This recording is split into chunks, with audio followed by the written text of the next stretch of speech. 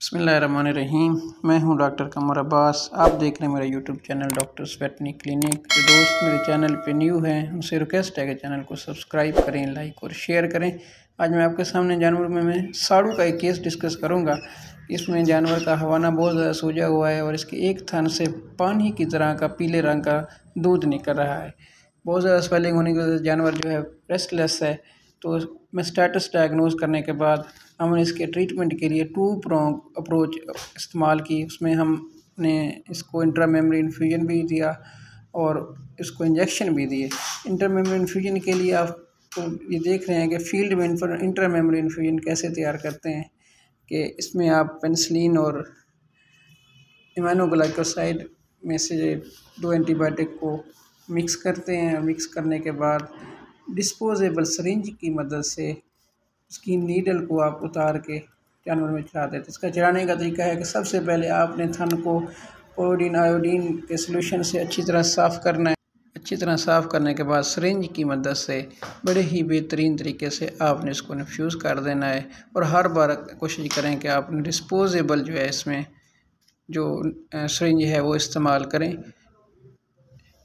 Infusion देने के बाद आपने थन का जो सुराख है उस पर हाथ रखें और मेडिसिन को मसाज कर दें ताकि जो मेडिसिन है वो हवाने के अंदर पूरी तरह फैल जाए और इन्फेक्शन को कंट्रोल किया जा सके। उसके बाद हमने इसमें क्योंकि स्वेलिंग बहुत ज़्यादा थी, जानवर रेस्टलेस था, तो हमने इसमें फ्लूनेक्सिन मैक्लोमीन का इस्तेमाल किया। ये आपको बताना चाह रहा हूँ कि फील्ड में आपको डॉक्टर नहीं बनाना, आपको मैनेजमेंट सिखानी है। प्रैक्टिशनर भी देख लें कि हर बार सिरिंज को अच्छी तरह वॉश करें, सिरिंज को अच्छी तरह वॉश करके इस्तेमाल करें। तो इसमें हमने फ्लूनेक्सिन मैक्लोमीन को इस्तेमाल किया टू कवर विच इज़ एनसेड to cover swelling and pain. इसमें हमने इम्यूनोग्लाइकोसाइड्स और मैक्रोलाइड का कम्बिनेशन इस्तेमाल किया।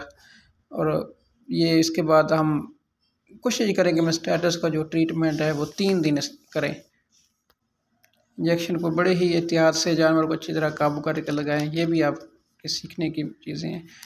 ये जानवर को इंजेक्शन लगाते वक्त रिस्ट्रेन करना बड़ा ज़रूरी है। अच्छी तरह जानवर को काबू करें और उसके बाद जो है इंट्रामस्कुलर इंजेक्शन जो है उसको आप अच्छी तरह मल दें ताकि जो मेडिसिन है वो पूरे टिश्यू या मसल के अंदर फैले। ये दूसरे दिन की वीडियो है। इसमें आप देख सकते हैं हवाना काफ़ी हद तक जो है वो नरम हो चुका है।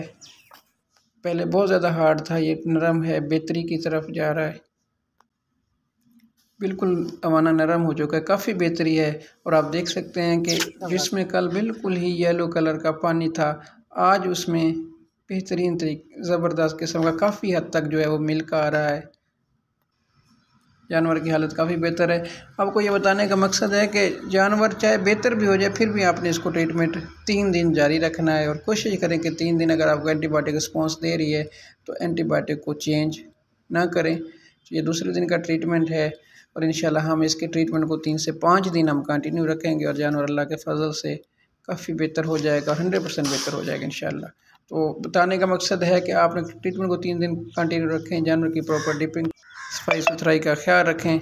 इसके लिए मैंने एक वीडियो बनाई हुई है, उसका मैं लिंक डिस्क्रिप्शन में दे दूँगा। उम्मीद करता हूँ कि ये वीडियो आपको पसंद आई होगी। अस्सलाम वालेकुम।